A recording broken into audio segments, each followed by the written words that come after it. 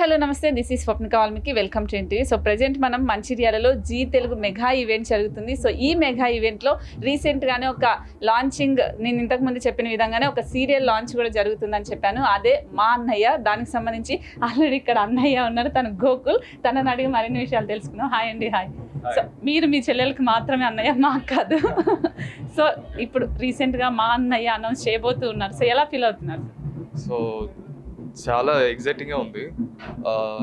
Actually చాలా ఎగ్జైటింగ్గా ఉంది. So first of all NTV ప్రేక్షకులు అందరికీ నమస్కారం. సో మా అన్నయ్య 25th 6:30 PM లాంచ్ అవుతుంది మన జీ తెలుగులో.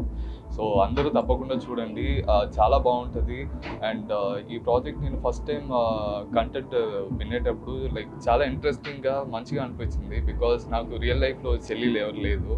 సో అట్లీస్ట్ రీల్ మూలంగా చెల్లెలు వస్తారు. లైక్ ఒక అన్నయ్య ఎంత క్యారింగ్గా ఉంటారు అనేది మనం రీల్లో చేయవచ్చు అని చెప్పి ఈ ప్రాజెక్ట్ ఓకే చెప్పాను.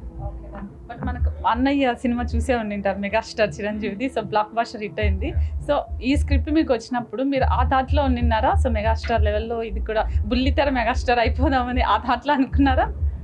లైక్ మెగాస్టార్ కాకపోయినా లైక్ స్మాల్ స్క్రీన్లో మనం ఎంత బెస్ట్ ఇవ్వాలో, బికాస్ ఆల్రెడీ మెగాస్టార్ ఒక రేంజ్ సెట్ చేశారు. సో జనాలు అందరూ ఆ ఎక్స్పెక్టేషన్లోనే ఉంటారు.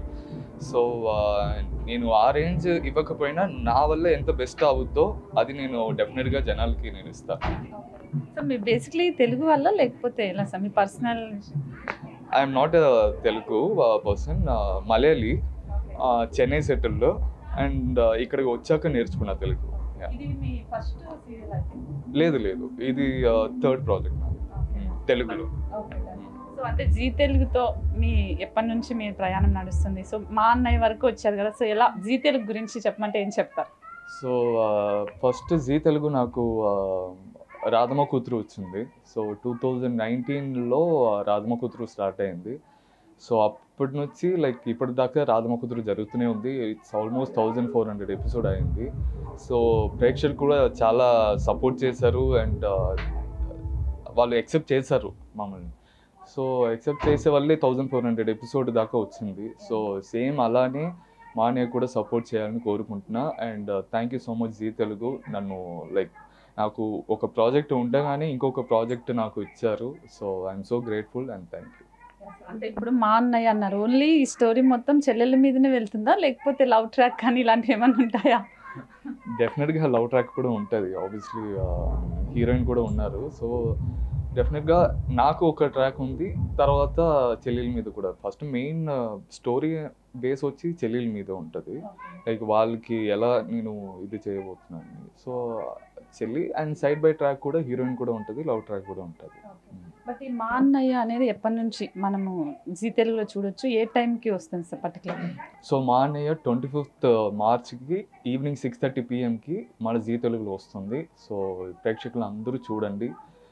మిమ్మల్ని ఎక్కడ డిసప్పాయింట్ చేయము అండ్ మీకు ఎక్కడ ల్యాగ్ అనిపించదు. చాలా ఎంటర్టైనింగ్గా ఉంటుంది. సో తప్పకుండా చూడండి. Thank you sir, thank you so much. So చూసారు కదా, నిజంగానే నేను ఇక్కడున్నా చాలా క్యూట్గా బాగా మాట్లాడారు. బట్ అలానే అందరికీ అన్నయ్య ఏం కాదు. సో ఓన్లీ దీంట్లో మాత్రమే సార్ చెప్పిన విధంగా.